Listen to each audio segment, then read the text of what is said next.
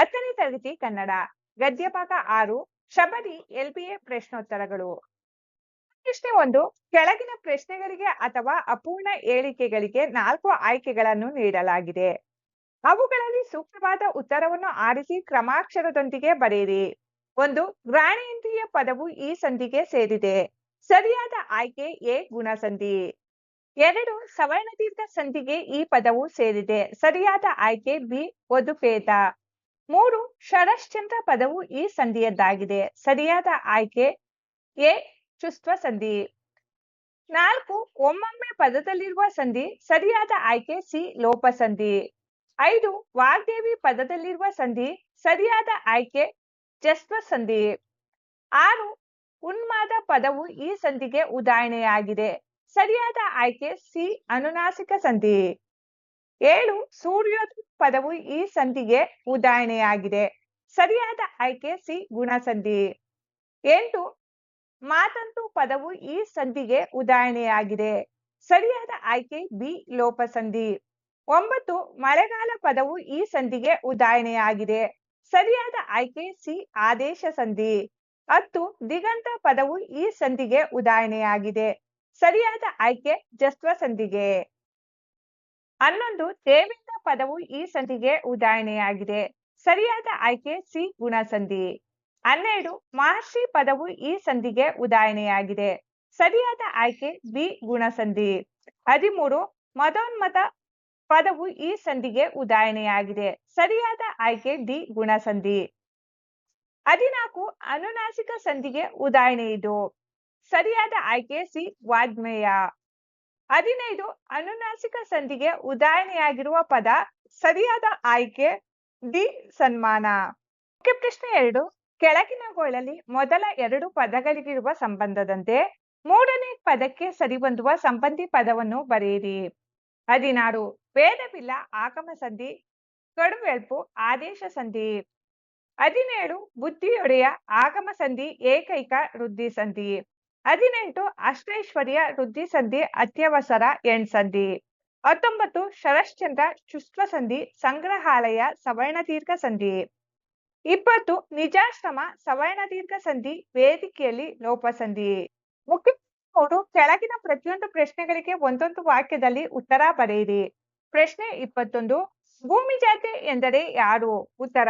ಭೂಮಿ ಜಾತೆ ಎಂದರೆ ಭೂಮಿಯಿಂದ ಜನಿಸಿದವಳು ಅಂದರೆ ಸೀತೆ. ಪ್ರಶ್ನೆ 22. ಶ್ರೀರಾಮನ ತಂದೆಯ ಹೆಸರೇನು? ಉತ್ತರ. ಶ್ರೀರಾಮನ ತಂದೆಯ ಹೆಸರು ದಶರಥ ಮಹಾರಾಜ. ಪ್ರಶ್ನೆ 23. ಸೌಮಿತ್ರಿ ಎಂದರೆ ಯಾರು? ಉತ್ತರ. ಸೌಮಿತ್ರಿ ಎಂದರೆ ಸುಮಿತ್ರ ಮಗನಾದ ಲಕ್ಷ್ಮಣ. ಪ್ರಶ್ನೆ 24. ಶಬರಿಯು ಯಾವ ಆಶ್ರಮದಲ್ಲಿ ವಾಸವಾಗಿದ್ದಳು? ಉತ್ತರ. ಶಬರಿಯು ಮತಂಗ ಮಹರ್ಷಿಗಳ ಆಶ್ರಮದಲ್ಲಿ ವಾಸವಾಗಿದ್ದಳು. ಪ್ರಶ್ನೆ 25. ರಾಮ ಲಕ್ಷ್ಮಣರಿಗೆ ಮತಂಗಾಶ್ರಮಕ್ಕೆ ಹೋಗಲು ಸೂಚಿಸಿದವರು ಯಾರು? ಉತ್ತರ. ರಾಮ ಲಕ್ಷ್ಮಣರಿಗೆ ಮತಂಗಾಶ್ರಮಕ್ಕೆ ಹೋಗಲು ಸೂಚಿಸಿದವರು ಧನು. ಪ್ರಶ್ನೆ 26. ಶ್ರೀರಾಮನಿಗೆ ಸಮರ್ಪಿಸಲು ಶಬರಿ ಏನನ್ನು ಸಂಗ್ರಹಿಸಿದ್ದಳು? ಉತ್ತರ. ಶ್ರೀರಾಮನಿಗೆ ಸಮರ್ಪಿಸಲು ಶಬರಿ ಹೂವುಗಳು, ಹಣ್ಣು ಹಂಪಲುಗಳು, ಮಧುಪರ್ಕ ಮತ್ತು ತಳಿರು ತೋರಣಗಳನ್ನು ಸಂಗ್ರಹಿಸಿದ್ದಳು. ಪ್ರಶ್ನೆ 27. ರಾಮನ ಬರುವಿಕೆಗಾಗಿ ಮತಂಗಾಶ್ರಮದಲ್ಲಿ ಕಾಯುತ್ತಿದ್ದವರು ಯಾರು? ಉತ್ತರ. ರಾಮ ಬರುವಿಕೆಗಾಗಿ ಮತಂಗಾಶ್ರಮದಲ್ಲಿ ಶಬರಿಯು ಬಹಳ ಕಾಲದಿಂದ ಕಾಯುತ್ತಿದ್ದಳು. ಈ ಕೆಳಗಿನ ಪ್ರಶ್ನೆಗಳಿಗೆ 3 ಅಥವಾ 4 ವಾಕ್ಯಗಳಲ್ಲಿ ಉತ್ತರಿಸಿ. ಪ್ರಶ್ನೆ 28. ರಾಮನು ಗಿರಿವನಗಳನ್ನು ಪ್ರಾರ್ಥಿಸಿದ ಬಗೆಯನ್ನು ಬರೆಯಿರಿ. ಉತ್ತರ. ರಾಮನು ಗಿರಿವನಗಳನ್ನು ಕುರಿತು ಗಿರಿವನಗಳೇ, ನಾನು ನಿಮ್ಮನ್ನು ಬೇಡಿಕೊಳ್ಳುವೆನು, ಹೇಳಿರಿ. ಪ್ರೀತಿಯ ರಾಣಿ ಸೀತೆಯು ನನಗೆ ದೊರೆಯುವಳೆ. ಅವಳು ಇರುವ ಸ್ಥಳವನ್ನು ನೀವು ತಿಳಿದಿರುವಿರಾ. ನನ್ನ ಹೃದಯದ ಈ ದುಃಖವು ನಾಶವಾಗುತ್ತಿಲ್ಲವಲ್ಲ ಎಂದು ಪ್ರಾರ್ಥಿಸಿದನು. ಪ್ರಶ್ನೆ 29. ಲಕ್ಷ್ಮಣನು ಅಣ್ಣನನ್ನು ಹೇಗೆ ಸಂತೈಸಿದನು ತಿಳಿಸಿ. ಉತ್ತರ. ಲಕ್ಷ್ಮಣನು ಸೀತೆಗಾಗಿ ಪರಿತಪಿಸುತ್ತಿದ್ದ ಅಣ್ಣನಾದ ರಾಮನನ್ನು ಕುರಿತು, ತಾಳಿಕೋ ಅಣ್ಣ ತಾಳಿಕೋ, ಸೂರ್ಯನೇ ತೇಜಗೆಡಲು ಕಾಂತಿಯನ್ನು ನೀಡುವವರು ಯಾರು? ರಾಮನೇ ಧೈರ್ಯಗೆಡಲು ಲೋಕಕ್ಕೆ ಸ್ಥೈರ್ಯ ನೀಡುವವರು ಯಾರು ಎಂದು ಸಂತೈಸಿದನು. ಪ್ರಶ್ನೆ 30. ರಾಮನ ಸ್ವಾಗತಕ್ಕಾಗಿ ಶಬರಿ ಮಾಡಿಕೊಂಡಿದ್ದ ಸಿದ್ಧತೆಗಳ್ಯಾವುವು? ಉತ್ತರ. ರಾಮನ ಸ್ವಾಗತಕ್ಕಾಗಿ ಶಬರಿಯು ಸವಿಯಾದ ಬಗೆ ಬಗೆಯ ಹಣ್ಣುಗಳನ್ನು, ಜೇನುತುಪ್ಪ ಅಧಿಕವಾಗಿರುವ ಮಧುಪರ್ಕವೆಂಬ ಪಾನೀಯವನ್ನು ಸುವಾಸನೆಯಿಂದ ಕೂಡಿದ ಬಾಡದ ಹೂವುಗಳನ್ನು ಸಂಗ್ರಹಿಸಿ ಸಿದ್ಧತೆ ಮಾಡಿಕೊಂಡಿದ್ದಳು. ಪ್ರಶ್ನೆ 31. ಶಬರಿಯು ರಾಮ ಲಕ್ಷ್ಮಣರನ್ನು ಉಪಚರಿಸಿದ ರೀತಿಯನ್ನು ವಿವರಿಸಿ. ಉತ್ತರ: ಶಬರಿಯು ರಾಮ ಲಕ್ಷ್ಮಣರನ್ನು ನೋಡಿ ಆಶ್ಚರ್ಯ ಪಡುತ್ತಾಳೆ. ನಂತರ ರಾಮನ ಹತ್ತಿರಕ್ಕೆ ಬಂದು ಅವನ ಮೈಯನ್ನು ಮುಟ್ಟಿ ಕಾಲಿಗೆ ಬಿದ್ದು ನಮಸ್ಕರಿಸಿ ಕೈಯನ್ನು ಕಣ್ಣಿಗೊತ್ತಿಕೊಳ್ಳುತ್ತಾಳೆ. ತನ್ನ ಮನದಾಸೆಯಂತೆ ಬಗೆ ಬಗೆಯ ಸುವಾಸನೆಯುಳ್ಳ ಹೂಮಾಲೆಯನ್ನು ರಾಮನ ಕೊರಳಿಗೆ ಹಾಕಿ ಸಂತಸ ಪಡುತ್ತಾಳೆ. ಜಗದಲ್ಲಿ ಇದರಷ್ಟು ರುಚಿಯಾದ ಹಣ್ಣೇ ಇಲ್ಲ, ನಿಮಗೆಂದೇ ತಂದೆನು ಎಂದು ಹೇಳುತ್ತಾ ತಿನ್ನಲು ಸವಿಯಾದ ಹಣ್ಣುಗಳನ್ನು ರಾಮ ಲಕ್ಷ್ಮಣರಿಗೆ ನೀಡಿ ಉಪಚರಿಸುತ್ತಾಳೆ. ಪ್ರಶ್ನೆ 32. ಆತಿಥ್ಯ ಸ್ವೀಕರಿಸಿದ ರಾಮ ಲಕ್ಷ್ಮಣರು ಶಬರಿಗೆ ಹೇಳಿದ ಮಾತುಗಳ್ಯಾವುವು? ಉತ್ತರ: ಆತಿಥ್ಯ ಸ್ವೀಕರಿಸಿದ ರಾಮ ಲಕ್ಷ್ಮಣರು ಶಬರಿಗೆ, ನಾವು ನಿನ್ನ ಪ್ರೀತಿಯ ಸ್ವಾಗತದಿಂದ ಸಂತಸಗೊಂಡೆವು, ನಿನ್ನ ಸುಖದಲ್ಲಿ ನಮ್ಮ ಸುಖವ ಕಂಡೆವು, ಕಣ್ಣಿಗೆ ಕಾಣದ ಆನಂದವನ್ನು ಈ ಕಾಡಿನಲ್ಲಿ ಅನುಭವಿಸುವ ಪುಣ್ಯ ನಮ್ಮದಾಯಿತು. ನಾವು ನಿನಗೆ ಎಂದೆಂದಿಗೂ ಋಣಿಗಳು. ನಿನ್ನ ಈ ಆತಿಥ್ಯದಲ್ಲಿ ಸ್ವಲ್ಪವೂ ಕೊರತೆ ಇಲ್ಲ. ನಮ್ಮ ಅಯೋಧ್ಯೆ ಅರಮನೆಯಲ್ಲಿ ಇದಕ್ಕೂ ಒಳ್ಳೆಯ ಆತಿಥ್ಯ ದೊರೆಯದು. ಇಂದು ನಾವು ಕಾಡನ್ನು ಮರೆತೆವು, ಇದನ್ನೇ ನಮ್ಮ ಮನೆಯೆಂದು ತಿಳಿದೆವು. ಇಷ್ಟು ಗೌರವ ತೋರುವ ನಿನ್ನನ್ನು ನಮ್ಮ ಮಾತೆ ಎಂದೇ ತಿಳಿದೆವು ಎಂದು ಹೇಳಿದರು. ಪ್ರಶ್ನೆ 33. ಶಬರಿಯು ಶ್ರೀರಾಮನ ಗುಣಗಾನವನ್ನು ಮಾಡಿದ ರೀತಿ ತಿಳಿಸಿ. ಉತ್ತರ: ದಶರಥ ರಾಜನ ಮಗನಾಗಿರುವ ಶ್ರೀರಾಮನು ಸಾಧು ಸಜ್ಜನರ ಸ್ನೇಹಿತ, ಧೀರ ಶೂರ ವೀರ ಗಂಭೀರ ಸದ್ಗುಣಗಳ ಸಾರನಂತೆ ಇದ್ದಾನೆ. ಎದುರಿಸುವವರು ಎದುರುವಂತೆ ಬಿಲ್ಲನ್ನು ಹಿಡಿದು ಬರುವ ಶ್ರೀರಾಮನು ಬಹಳ ಸೌಮ್ಯ ಸ್ವಭಾವದವನಾಗಿರುವನು. ನೋಡಲು ಮಗುವಿನಂತೆ ಕಾಣುವ ಶ್ರೀರಾಮನು ರಾಜ್ಯ ಪದವಿಯನ್ನು ತ್ಯಜಿಸಿ ತಪಸ್ವಿತನವನ್ನು ಹಿಡಿದು ತಮ್ಮನಾದ ಲಕ್ಷ್ಮಣನ ಜೊತೆಗೆ ಕಾಡಿಗೆ ಬಂದಿರುವ ಅವನ ಮನಸ್ಸಿಗೆ ಭಯವೇ ಇಲ್ಲ. ಶ್ರೀರಾಮನು ಕೆಟ್ಟ ಕನಸಿನ ರಾತ್ರಿಯನ್ನು ಕಳೆಯುವ ಬೆಳಗಿನ ಜಾವದಂತೆ ಇದ್ದಾನೆ. ಅವನನ್ನು ಗುರುಗಳು ಸಿದ್ಧರು ಮೆಚ್ಚಿರುವರು. ಇಂತಹ ಶುಭಕರ ಮೂರ್ತಿಯಾದ ಶ್ರೀರಾಮನನ್ನು ಎಂದು ನಾನು ಕಾಣುತ್ತೇನೆ ಎಂದು ಶ್ರೀರಾಮನ ಗುಣಗಾನವನ್ನು ಶಬರಿ ಮಾಡುತ್ತಾಳೆ. 34. ಶಬರಿಯು ರಾಮನಿಗೋಸ್ಕರ ತಂದಿರುವ ಹೂವು ಹಣ್ಣು ತಳಿರುಗಳನ್ನು ಉದ್ದೇಶಿಸಿ ಆಡಿದ ಬಗೆಯನ್ನು ಬರೆಯಿರಿ. ಉತ್ತರ: ನಿನ್ನ ಎಳೆತನದ ಕೋಮಲತೆಯನ್ನು ಅವನು ಮುಟ್ಟಲು ನೀಡದೆ ಬರಿಗಾಲಿಗೆ ಒಣಗಿರುವ ನಿನ್ನ ಕೆಂಪಾದ ಚಿಗುರೆ, ದುಂಬಿ ಸಮೂಹದ ಹೊಗಳಿಕೆಗೆ ಆಶ್ರಯವಾದ ಸುವಾಸನೆಯಿಂದ ರಾಮನ ಜೀವನವನ್ನು ಉತ್ತೇಜಿಸದೆ ಬಾಡಿದ ಹೂಗಳೇ, ಅವನ ಜೀವನಾಹಾರಕ್ಕೆ ದೊರೆಯುವ ರುಚಿ ಹದಗೆಟ್ಟು ಉಳಿವಿಗೆ ಆಶ್ರಯದ ಎಳೆ ಕಾಡಿನ ಹಣ್ಣುಗಳೇ, ಬಳಸಲಾಗದೆ ಹೀಗೆ ಮಲಿನವಾಗುತ್ತಿರುವ ಇವುಗಳನ್ನು ಮತ್ತೆ ಮತ್ತೆ ಹೊಸತನದಿಂದ ಸಿದ್ಧಪಡಿಸುವ ಹಠವೇ ಎಂದು ಶಬರಿಯು ರಾಮನಿಗೋಸ್ಕರ ತಂದಿರುವ ಹೂವು ಹಣ್ಣು ತಳಿರುಗಳನ್ನು ಉದ್ದೇಶಿಸಿ ಆಡುವಳು. ಮುಖ್ಯ ಪ್ರಶ್ನೆ 5. ಕೆಳಗಿನ ಸಾಹಿತಿಯ ಜನ್ಮಸ್ಥಳ, ಕಾಲ, ಕೃತಿ ಮತ್ತು ಪ್ರಶಸ್ತಿಗಳನ್ನು ಕುರಿತು ವಾಕ್ಯ ರೂಪದಲ್ಲಿ ಬರೆಯಿರಿ. ಕೃತಿಕಾರರ ಪರಿಚಯ. ಪೂತಿ ನರಸಿಂಹಾಚಾರ್.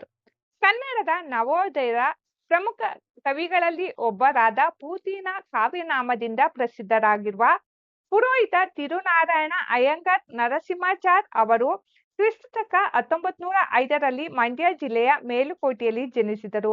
ಶ್ರೀಯುತರು ಶಬರಿ, ಅಹಲ್ಯ, ಹಂಸದಮಯಂತಿ ಮತ್ತು ಇತರ ರೂಪಕಗಳು, ಹಣತೆ, ರಸಸರಸ್ವತಿ, ಗಣೇಶ ದರ್ಶನ, ಶಾರದಾ ಯಾಮಿನಿ, ರಥಸಪ್ತಮಿ ಹಾಗೂ ಶ್ರೀಹರಿ ಚರಿತೆ ಮುಂತಾದ ಪ್ರಮುಖ ಕೃತಿಗಳನ್ನು ರಚಿಸಿದ್ದಾರೆ.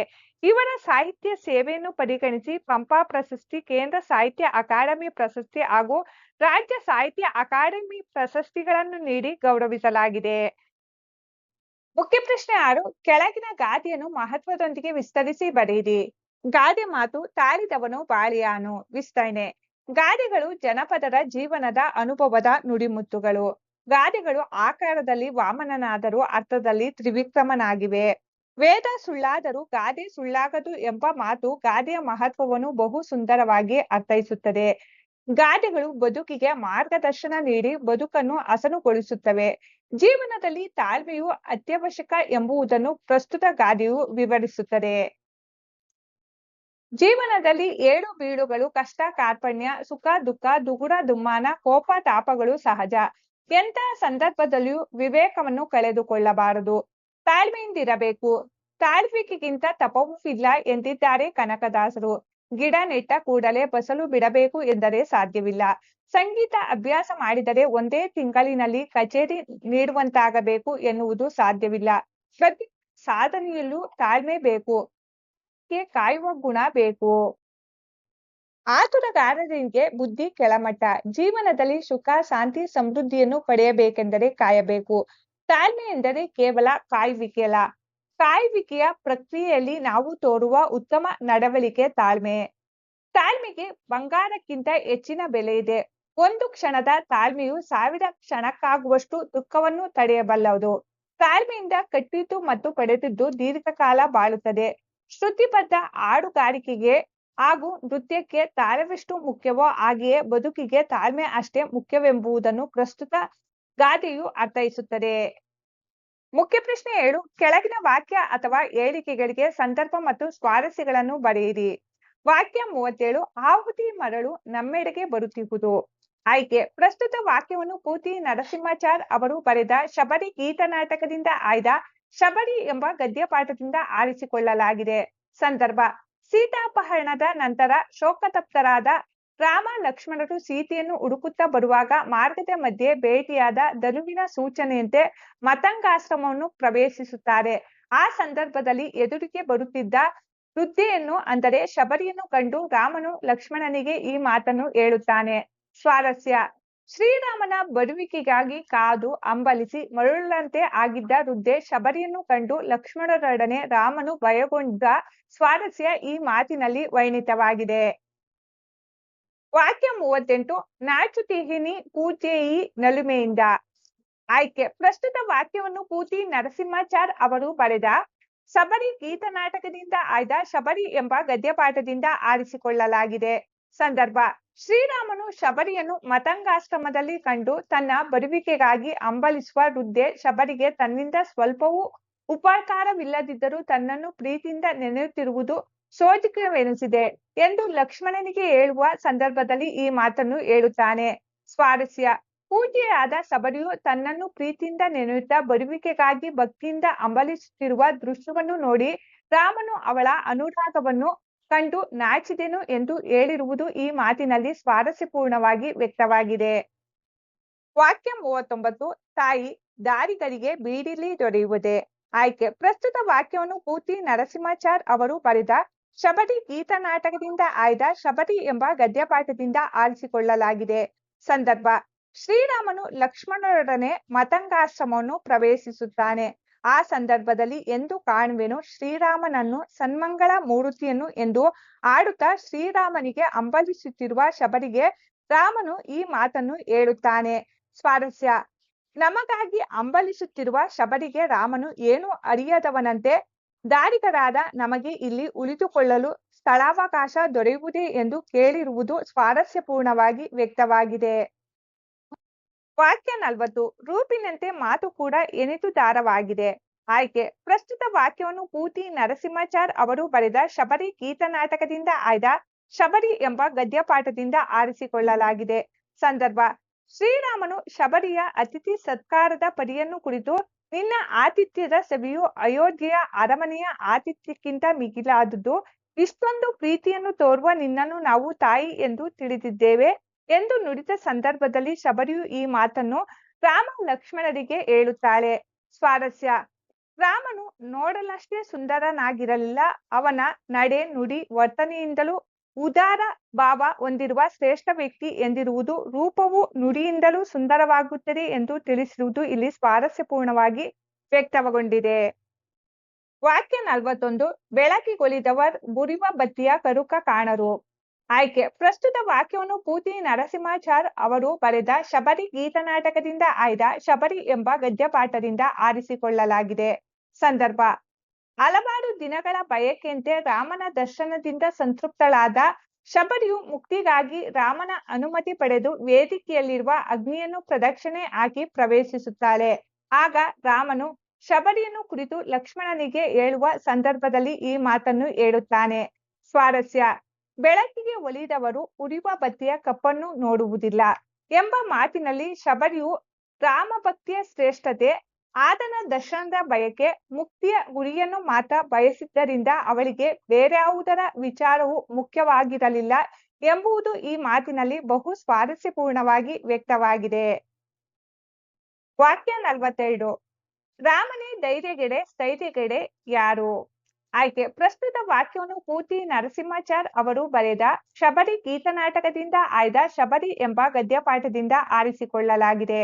ಸಂದರ್ಭ: ಸೀತಾಪಹರಣದ ನಂತರ ರಾಮ ಲಕ್ಷ್ಮಣರು ಸೀತೆಯನ್ನು ಅರಸುತ್ತಾ ಶಬರಿಯ ಆಶ್ರಮದ ಬಳಿಗೆ ಬರುವರು. ಆಗ ಶ್ರೀರಾಮನು ಅಲ್ಲಿನ ಗಿರಿವನಗಳನ್ನು ಕುರಿತು ತನ್ನ ದುಃಖವನ್ನು ತೋಡಿಕೊಳ್ಳುತ್ತಾ ಪ್ರಾರ್ಥಿಸಿದನು. ಆಗ ಶ್ರೀರಾಮನಿಗೆ ಸಮಾಧಾನ ಪಡಿಸುತ್ತಾ ಲಕ್ಷ್ಮಣರು ಈ ಮೇಲಿನ ಮಾತನ್ನು ಹೇಳುವನು. ಸ್ವಾರಸ್ಯ: ಜಗತ್ತಿಗೆ ಬೆಳಕು ನೀಡುವ ಸೂರ್ಯನ ಹಾಗೆ ಅಖಿಲ ಲೋಕಕ್ಕೆ ಪ್ರಜಾ ರಕ್ಷಕನಾಗಿರುವ ಅಯೋಧ್ಯೆಯ ಅಧಿಪತಿ ಶ್ರೀರಾಮನು ಧೈರ್ಯವನ್ನು ಕಳೆದುಕೊಂಡರೆ ಲೋಕದ ಗತಿಯೇನು ಎಂದು ಲಕ್ಷ್ಮಣನು ಪ್ರಶ್ನಿಸಿರುವ ಮೇಲಿನ ಮಾತಿನಲ್ಲಿ ಶ್ರೀರಾಮನ ಶ್ರೇಷ್ಠತೆ ಅರ್ಥಪೂರ್ಣವಾಗಿ ಬಿಂಬಿತವಾಗಿದೆ. 43. ಅಯ್ಯೋ, ಏನು ಅಣಿಯೇ ಇಲ್ಲ. ಆಯ್ಕೆ. ಈ ವಾಕ್ಯವನ್ನು ಪೂತಿ ನರಸಿಂಹಾಚಾರ್ ಅವರು ರಚಿಸಿರುವ ಶಬರಿ ಗೀತನಾಟಕದಿಂದ ಆಯ್ದ ಶಬರಿ ಎಂಬ ಗದ್ಯಪಾಠದಿಂದ ಆರಿಸಿಕೊಳ್ಳಲಾಗಿದೆ. ಸಂದರ್ಭ: ಶಬರಿಯ ನಂಬಿಕೆಯಂತೆ ಶ್ರೀರಾಮ ಲಕ್ಷ್ಮಣರು ಶಬರಿ ಇರುವ ಆಶ್ರಮಕ್ಕೆ ಭೇಟಿ ನೀಡುತ್ತಾರೆ. ಆಶ್ರಮ ಪ್ರವೇಶಿಸಿದ ಶ್ರೀರಾಮ ಲಕ್ಷ್ಮಣರನ್ನು ಕಂಡ ಶಬರಿ ಪರಮಾನಂದದಿಂದ ಅವರನ್ನು ಬರಮಾಡಿಕೊಳ್ಳುತ್ತಾಳೆ. ಶ್ರೀರಾಮನ ಸ್ಪರ್ಶ ಮಾಡಿ ಸಂತಸ ಪಡುವಳು. ನಂತರ ತನ್ನ ಮನದ ಬಯಕೆಯಂತೆ ಶ್ರೀರಾಮನ ಕೊರಳಿಗೆ ಬಗೆಬಗೆಯ ಸುವಾಸನೆ ನೀಡುವ ವನಮಾಲೆಯನ್ನು ಹಾಕಿ ಸಂಭ್ರಮಿಸುವ ಸಂದರ್ಭದಲ್ಲಿ ಈ ಮೇಲಿನ ಮಾತನ್ನು ಶಬರಿ ಶ್ರೀರಾಮ ಲಕ್ಷ್ಮಣರಿಗೆ ಹೇಳುತ್ತಾಳೆ. ಸ್ವಾರಸ್ಯ: ಶ್ರೀರಾಮ ಲಕ್ಷ್ಮಣರ ಆಗಮನಕ್ಕಾಗಿ ಪ್ರತಿನಿತ್ಯದಂತೆ ಸಿದ್ಧತೆ ಮಾಡಿಕೊಂಡಿದ್ದರೂ ತಾನು ಏನು ಸಿದ್ಧತೆ ಮಾಡಿಕೊಂಡಿಲ್ಲ ಎಂದು ತಿಳಿಸುವ ಶಬರಿಯ ಈ ಮಾತಿನಲ್ಲಿ ಆಕೆಯ ಮುಗ್ಧತೆ ಮತ್ತು ಆತಿಥ್ಯದ ರೀತಿ ಅರ್ಥಪೂರ್ಣವಾಗಿ ಮೂಡಿಬಂದಿದೆ. ವಾಕ್ಯ 44. ನಿನ್ನಾದರದೊಳ್ ಸುಖಿ ನಾವು. ಆಯ್ಕೆ. ಪ್ರಸ್ತುತ ವಾಕ್ಯವನ್ನು ಪೂತಿ ನರಸಿಂಹಾಚಾರ್ ಅವರು ಬರೆದ ಶಬರಿ ಗೀತನಾಟಕದಿಂದ ಆಯ್ದ ಶಬರಿ ಎಂಬ ಗದ್ಯಪಾಠದಿಂದ ಆರಿಸಿಕೊಳ್ಳಲಾಗಿದೆ. ಸಂದರ್ಭ: ಶಬರಿಯ ಆತಿಥ್ಯ ಸ್ವೀಕಾರದ ರಾಮ ಲಕ್ಷ್ಮಣರು ಶಬರಿಗೆ ತಾವು ನಿನ್ನ ಪ್ರೀತಿಯ ಸ್ವಾಗತದಿಂದ ಸಂತಸಗೊಂಡೆವು. ನಿನ್ನ ಸುಖದಲ್ಲಿ ನಮ್ಮ ಸುಖವ ಕಂಡೆವು. ಕಣ್ಣಿಗೆ ಕಾಣದ ಆನಂದವನ್ನು ನಾವು ಕಾಡಿನಲ್ಲಿ ಅನುಭವಿಸುವ ಪುಣ್ಯ ನಮ್ಮದಾಯಿತು. ನಾವು ನಿಮಗೆ ಎಂದೆಂದಿಗೂ ಋಣಿಗಳು ಎಂದು ಹೇಳುವ ಸಂದರ್ಭದಲ್ಲಿ ಈ ಮೇಲಿನ ಮಾತನ್ನು ಹೇಳುವರು. ಸ್ವಾರಸ್ಯ: ಶ್ರೀರಾಮ ಲಕ್ಷ್ಮಣರ ಈ ಮಾತಿನಲ್ಲಿ ಅವರ ಸರಳತೆ, ಸಜ್ಜನಿಕೆ, ಹಿತಮಿತ ಮೃದು ವಚನ ಸ್ವಾರಸ್ಯಪೂರ್ಣವಾಗಿ ಮೂಡಿಬಂದಿದೆ. ವಾಕ್ಯ 45. ಇಂಥ ಶಿಷ್ಯರ್ಥಿ ಪಡೆದ ನಿನ್ನ ಗುರುಗಳೆಂತರೋ. ಆಯ್ಕೆ. ಪ್ರಸ್ತುತ ವಾಕ್ಯವನ್ನು ಪೂತಿ ನರಸಿಂಹಾಚಾರ್ ಅವರು ಬರೆದ ಶಬರಿ ಗೀತನಾಟಕದಿಂದ ಆಯ್ದ ಶಬರಿ ಎಂಬ ಗದ್ಯಪಾಠದಿಂದ ಆರಿಸಿಕೊಳ್ಳಲಾಗಿದೆ. ಸಂದರ್ಭ: ರಾಮ ದರ್ಶನಕ್ಕಾಗಿ ಹಲವು ವರ್ಷಗಳ ಕಾಲ ತಪಸ್ಸಿನಂತೆ ಕಾಯುತ್ತಿದ್ದ ಶಬರಿಗೆ ಗುರುಗಳ ವರದಿಂದ ರಾಮನ ದರ್ಶನವಾಗುತ್ತದೆ. ಬಹು ಭಕ್ತಿಯಿಂದ ಶಬರಿ ರಾಮ ಲಕ್ಷ್ಮಣರನ್ನು ಉಪಚರಿಸುತ್ತಾಳೆ. ಶಬರಿಯ ಆತಿಥ್ಯದಿಂದ ಸಂತೃಪ್ತನಾದ ರಾಮ ನಿನ್ನಂತಹ ಪ್ರೀತಿಯ ಮೂರ್ತಿಯನ್ನು ಶಿಷ್ಯಾಗಿ ಪಡೆದ ನಿನ್ನ ಗುರುಗಳು ಮಹಾನುಭಾವರು ಎಂದು ಮತಂಗ ಮುನಿಗಳನ್ನು ಭಕ್ತಿಯಿಂದ ಸ್ಮರಿಸುವ ಸಂದರ್ಭದಲ್ಲಿ ಈ ಮೇಲಿನ ಮಾತನ್ನು ಶಬರಿಗೆ ಹೇಳುತ್ತಾನೆ. ಸ್ವಾರಸ್ಯ: ರಾಜ ಮನೆತನದಲ್ಲಿ ಜನಿಸಿಬಿದ್ದವನಾದರೂ ಶ್ರೀರಾಮನಿಗೆ ಗುರುಗಳ ಬಗೆಗಿರುವ ಭಕ್ತಿ, ಗೌರವ ಹಾಗೂ ಶಬರಿಗೆ ತನ್ನ ಗುರುಗಳ ಬಗೆಗಿರುವ ನಂಬಿಕೆ, ವಿಶ್ವಾಸ, ಆಕೆಯ ಮುಗ್ಧತೆ ಮತ್ತು ಶಬರಿಯನ್ನು ಶಿಷ್ಯನ್ನಾಗಿ ಪಡೆದ ಮತಂಗ ಮುನಿಗಳ ಶ್ರೇಷ್ಠತೆ ಇಲ್ಲಿ ಸ್ವಾರಸ್ಯಪೂರ್ಣವಾಗಿ ವ್ಯಕ್ತಗೊಂಡಿದೆ. ಪ್ರಶ್ನೆ 46. ಮನ ಒಪ್ಪಿದರೂ ಎದೆಯೊಪ್ಪದಲ್ಲ. ಆಯ್ಕೆ. ಪ್ರಸ್ತುತ ವಾಕ್ಯವನ್ನು ಪೂತಿ ನರಸಿಂಹಾಚಾರ್ ಅವರು ಬರೆದ ಶಬರಿ ಗೀತನಾಟಕದಿಂದ ಆಯ್ದ ಶಬರಿ ಎಂಬ ಗದ್ಯಪಾಠದಿಂದ ಆರಿಸಿಕೊಳ್ಳಲಾಗಿದೆ. ಸಂದರ್ಭ: ಶಬರಿಯು ಮೋಕ್ಷವನ್ನು ಶ್ರೀರಾಮನ ಬಳಿ ಬೇಡಿದಾಗ ರಾಮನು, ತಾಯಿಯ ರೀತಿಯಲ್ಲಿ ನೀನು ನಮ್ಮನ್ನು ಗೌರವಿಸಿದೆ. ನಂತರ ಈ ರೀತಿ ನುಡಿಯುತ್ತಿರುವೆಯಲ್ಲ, ನಿನಗೆ ಈ ಆಲೋಚನೆ ಸರಿಯೇ? ಇಷ್ಟು ಪ್ರೀತಿಯನ್ನು ಮಾಡಿದ ನಿನಗೆ ನಾವು ನೀಡುವ ಕಾಣಿಕೆ ಸಾವು ಎಂಬುದಾಗಿದೆ ಎಂದು ತಿಳಿಸುವನು. ಆಗ ಶಬರಿಯು, ಅದು ಸಾವಲ್ಲ, ಮೋಕ್ಷ. ಇದೇ ನನ್ನ ಬಯಕೆಯಾಗಿದೆ ಎಂದು ತಿಳಿಸುತ್ತಾಳೆ. ಆ ಸಂದರ್ಭದಲ್ಲಿ ಶ್ರೀರಾಮನು ಈ ಮೇಲಿನ ಮಾತನ್ನು ಶಬರಿಗೆ ಹೇಳುವನು. ಸ್ವಾರಸ್ಯ: ತನ್ನ ಆರಾಧ್ಯ ದೈವ ಶ್ರೀರಾಮನನ್ನು ಕಂಡು ಆನಂದಿಸಿ ಧನ್ಯತೆಯ ಭಾವನೆಯಿಂದ ಮುಕ್ತಿಯನ್ನು ಬಯಸಿದ ಶಬರಿಗೆ ಶ್ರೀರಾಮನು ಹೇಳುವ ಈ ಮೇಲಿನ ಮಾತಿನಲ್ಲಿ ಶಬರಿಯ ಬಗೆಗೆ ಶ್ರೀರಾಮನಿಗಿರುವ ಕಾಳಜಿ ಅರ್ಥಪೂರ್ಣವಾಗಿ ಮೂಡಿಬಂದಿದೆ. ಮುಖ್ಯ ಪ್ರಶ್ನೆ 8. ಕೆಳಗಿನ ಪ್ರಶ್ನೆಗಳಿಗೆ 8 ಅಥವಾ 10 ವಾಕ್ಯಗಳಲ್ಲಿ ಉತ್ತರಿಸಿ. ಪ್ರಶ್ನೆ 47. ಶ್ರೀರಾಮನ ಆಗಮನದಿಂದ ಶಬರಿಯ ಚಿಂತೆ ತೀರಿಹೋದ ಸಂದರ್ಭವನ್ನು ವಿವರಿಸಿ. ಉತ್ತರ: ರಾಮ ಲಕ್ಷ್ಮಣರನ್ನು ಕಂಡು ಶಬರಿ ಹಿಗ್ಗಿ ಸಂತಸವನ್ನು ತುಂಬಿಕೊಳ್ಳುತ್ತಾಳೆ. ಅವರಿಗೆ ರುಚಿಕರ ಹಣ್ಣುಗಳನ್ನು ನೀಡಿ ಸತ್ಕರಿಸುತ್ತಾಳೆ. ರಾಮನನ್ನು ಕಂಡ ತಾನು ಪರಮ ಸುಖಿಯೆಂದು ನರ್ತಿಸುತ್ತಾಳೆ. ರಾಮನು ಕೂಡ ನಿನ್ನ ಆದರದಿಂದ ನಾವು ಸುಖಿ, ನಿನಗೆ ನಾವು ಋಣಿ ಎನ್ನುತ್ತಾನೆ. ಶಬರಿಯು ಕಣ್ಣೀರು ತುಂಬಿಕೊಂಡು ತನ್ನ ಜಾಡನ್ನು ಹಿಡಿದು ಬಂದು ಸಂತಸ ನೀಡಿದಿರಿ. ಹಸಿವು ತೃಷೆ ಇಂಗಿತೆ, ನಾನೊಬ್ಬಳು ಬಡವಿ, ನನ್ನ ಮೇಲೆ ಮರುಕ ತೋರಿದಿರಾ ಎನ್ನುತ್ತಾಳೆ. ಶ್ರೀರಾಮನು ನಿನ್ನ ಆತಿಥ್ಯದಲ್ಲಿ ಸ್ವಲ್ಪವೂ ಕೊರತೆ ಇಲ್ಲ. ನಮ್ಮ ಅರಮನೆಗಿಂತ ನಿನ್ನ ಆಶ್ರಮವೇ ಚಂದ. ನಿನ್ನ ಮನೆಯೇ ನಮ್ಮ ಮನೆ, ನೀನೇ ತಾಯಿಯಂತೆ ಎನ್ನುತ್ತಾನೆ. ಶಬರಿಯು ನಿನ್ನ ರೂಪದಂತೆ ನಿನ್ನ ಮಾತು ಸುಂದರ ಹಾಗೂ ಉದಾರ. ನಾನು ಧನ್ಯಳಾದೆ. ಸಿದ್ಧ ಮತಂಗರ ವರ ನನಗೆ ಫಲಿಸಿತು. ನಿಮ್ಮನ್ನು ಕಂಡು ಪುಣ್ಯವೂ ತುಂಬಿತು. ಗುರುಪೂಜೆಯನ್ನು ಮಾಡಿದ ಪುಣ್ಯ ನನಗೆ ಇಂದು ಸೇರಿತು. ನನ್ನ ಚಿಂತೆಲ್ಲ ಇಂಗಿ ಹೋಯಿತು ಎನ್ನುತ್ತಾಳೆ. ಶ್ರೀರಾಮನು ಗುರುಗಳ ಮಹಿಮೆಯನ್ನು ಬಲ್ಲೆನೆಂದು ಹೇಳುತ್ತಾ ದುಃಖವನ್ನು ಮರೆಸಿ ಶಾಂತಿ ನೀಡುವ ಈ ವನದಲ್ಲಿ ಶುದ್ಧ ಪ್ರೇಮ ಮೂರ್ತಿ ನೀನು ಇದ್ದೀಯೆ. ಈ ದಿನ ನಮಗೆ ಸುದಿನ ಎಂದು ಶಬರಿಯನ್ನು ಬಾಯಿ ತುಂಬಾ ಹೊಗಳುತ್ತಾನೆ. ಪ್ರಶ್ನೆ 48. ಶಬರಿಯ ಸಡಗರ ಸಂತೋಷ ಮೇಳದವರ ಹಾಡಿನಲ್ಲಿ ಹೇಗೆ ವರ್ಣಿತವಾಗಿದೆ ತಿಳಿಸಿ. ಉತ್ತರ: ರಾಮನು ಬಂದು ತನ್ನ ಆಶ್ರಮದಲ್ಲಿ ನಿಂತಿರುವುದನ್ನು ನೋಡಿ ಶಬರಿ ಆಶ್ಚರ್ಯಪಟ್ಟಳು. ರಾಮನ ಹತ್ತಿರ ಬಂದು ಅವನನ್ನು ಮುಟ್ಟಿ ಪಾದಕ್ಕೆ ನಮಸ್ಕರಿಸಿ ಕೈಯನ್ನು ಕಣ್ಣಿಗೆ ಒತ್ತಿಕೊಂಡು ಕಣ್ಣೀರು ಸುರಿಸಿದಳು. ಗದ್ಗದ ಸ್ವರದಲ್ಲಿ ಬನ್ನಿರಿ ಎಂದು ಆಹ್ವಾನಿಸಿದಳು. ಸಿದ್ಧತೆಯೇ ಇಲ್ಲವಲ್ಲ ಎಂದು ಹಂಬಲಿಸಿದಳು. ಮನಸ್ಸಿನ ಬಯಕೆಯಂತೆ ಬಗೆ ಬಗೆಯ ಕಂಪಿರುವ ವನಮಾಲೆಯನ್ನು ರಾಮನ ಕೊರಳಿಗೆ ಇಟ್ಟು ಹಿಗ್ಗಿದಳು. ಜಗತ್ತಿನಲ್ಲಿ ಇಂತಹ ರುಚಿಕರವಾದ ಹಣ್ಣೆ ಇಲ್ಲವೆಂದು ಹೇಳುತ್ತಾ ನಿಮಗಾಗಿ ತಂದಿನೆಂದು ತಿಳಿಸಿ ರಾಮನ ಕೈಗೆ ಇತ್ತಳು. ಶಬರಿಯ ಸೇವೆಯಿಂದ ರಾಮನು ಸುಪ್ರಸನ್ನನಾದನು. ರಾಮ ಲಕ್ಷ್ಮಣರು ಧನ್ಯತಾ ಭಾವದಿಂದ ಮಂದಹಾಸ ಬೀರಿದರು. ಹೀಗೆ ಶಬರಿಯ ಸಡಗರ ಸಂತೋಷ ಮೇಳದವರ ಹಾಡಿನಲ್ಲಿ ವರ್ಣಿತವಾಗಿದೆ. ಪ್ರಶ್ನೆ 49. ನಂಬಿ ಕೆಟ್ಟವರಿಲ್ಲ ಎಂಬ ಮಾತು ಶಬರಿಯ ಪಾಲಿಗೆ ಹೇಗೆ ನಿಜವಾಗಿದೆ. ಉತ್ತರ: ಶಬರಿಯು ಮತಂಗ ಋಷಿಯ ಆಶ್ರಮದಲ್ಲಿದ್ದ ತಪಸ್ವಿನಿ ಮತ್ತು ಅವರ ಪ್ರಿಯ ಶಿಷ್ಯೆ. ಸಿದ್ಧರಾದ ಮತಂಗ ಋಷಿಗಳು ತಮ್ಮ ಅಂತ್ಯಕಾಲದಲ್ಲಿ ಶಬರಿಯ ಮೇಲೆ ಕರುಣೆಯನ್ನು ತೋರಿ ರಾಮ ಲಕ್ಷ್ಮಣರು ಈ ಆಶ್ರಮಕ್ಕೆ ಬರುತ್ತಾರೆ, ನಿನಗೆ ಅವರ ದರ್ಶನದಿಂದ ಒಳ್ಳೆಯದಾಗುತ್ತದೆ ಮತ್ತು ನಿನ್ನ ಇಷ್ಟಾರ್ಥ ನೆರವೇರುತ್ತದೆ ಎಂದು ಹೇಳಿದ್ದರು. ಗುರುಗಳ ಈ ಮಾತನ್ನು ನಂಬಿದ ಶಬರಿಯು ಶ್ರೀರಾಮನ ಆಗಮನಕ್ಕಾಗಿ ಪ್ರತಿನಿತ್ಯ ಕಾಯುತ್ತಿದ್ದಳು. ಅವಳ ನಂಬಿಕೆ ಹಾಗೂ ತಾಳ್ಮೆ ಹುಸಿಯಾಗಲಿಲ್ಲ. ಮತಂಗ ಋಷಿಗಳು ಹೇಳಿದಂತೆ ರಾಮ ಲಕ್ಷ್ಮಣರು ಶಬರಿಯ ಆಶ್ರಮಕ್ಕೆ ಭೇಟಿ ನೀಡುತ್ತಾರೆ. ಶಬರಿಯು ಶ್ರೀರಾಮನ ದರ್ಶನದಿಂದ ಪುಳಕಿತಳಾಗಿ ಅವನ ಪಾದಕ್ಕೆ ನಮಸ್ಕರಿಸಿ ವನಮಾಲೆಯನ್ನು ಹಾಕಿ ಸವಿಯಾದ ಹಣ್ಣುಗಳನ್ನು ನೀಡಿ ಉಪಚರಿಸುತ್ತಾಳೆ. ನಂತರ ಶಬರಿಯು ಶ್ರೀರಾಮನಲ್ಲಿ ತನಗೆ ಮುಕ್ತಿಯನ್ನು ನೀಡುವಂತೆ ಬೇಡಿಕೊಂಡು ವೇದಿಕೆಯಲ್ಲಿದ್ದ ಅಗ್ನಿಯನ್ನು ಪ್ರವೇಶಿಸಿ ಮುಕ್ತಿಯನ್ನು ಪಡೆಯುತ್ತಾಳೆ. ಮುನಿಗಳ ಮಾತನ್ನು ನಂಬಿ ಹಲವಾರು ವರ್ಷಗಳಿಂದ ಸಹನೆಯಿಂದ ಕಾಯುತ್ತಾ ಶ್ರೀರಾಮನು ತನ್ನ ಬಳಿಗೆ ಬರುವ ಸುದೀನವನ್ನು ಎದುರು ನೋಡುತ್ತಿದ್ದ ಶಬರಿಯ ಮನದಾಸೆ ಈಡೇರುತ್ತದೆ. ಹಾಗಾಗಿ ನಂಬಿ ಕೆಟ್ಟವರಿಲ್ಲ ಎಂಬ ಮಾತು ಶಬರಿಯ ಪಾಲಿಗೆ ನಿಜವಾಗಿದೆ. ಕೆಳಗಿನ ಗದ್ಯ ಭಾಗವನ್ನು ಮನಸ್ಸಿನಲ್ಲಿ ಓದಿಕೊಂಡು ಕೊಟ್ಟಿರುವ ಪ್ರಶ್ನೆಗಳಿಗೆ ಉತ್ತರ ಬರೆಯಿರಿ. ಗದ್ಯ ಭಾಗ. ಗದ್ಯ ಭಾಗಕ್ಕೆ ಸಂಬಂಧಿಸಿದ ಪ್ರಶ್ನೋತ್ತರಗಳು. ಪ್ರಶ್ನೆ 1. ನಮ್ಮ ಓದಿನ ಸಫಲತೆಯನ್ನು ಪರೀಕ್ಷಿಸುವುದು ಹೇಗೆ. ಉತ್ತರ: ಓದಿದ ತರುವಾಯ ಪುಸ್ತಕವನ್ನು ಮುಚ್ಚಿಟ್ಟು ಓದಿದ್ದನ್ನು ಮತ್ತೆ ನೆನಪು ಮಾಡಿಕೊಳ್ಳಬೇಕು. ಕೇವಲ ಓದಿದರೆ ಪ್ರಯೋಜನವಿಲ್ಲ.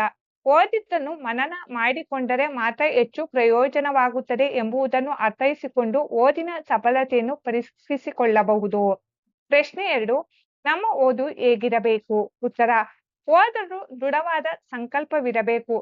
ಕಲಿಯಬೇಕೆನ್ನುವ ಹಂಬಲ ಮತ್ತು ಕಲಿವ್ಯ ಎಂಬ ಆತ್ಮವಿಶ್ವಾಸ ಹುಟ್ಟಿದರೆ ಓದಿನಲ್ಲಿ ಅಭಿರುಚಿ ಹುಟ್ಟುವುದಿಲ್ಲ.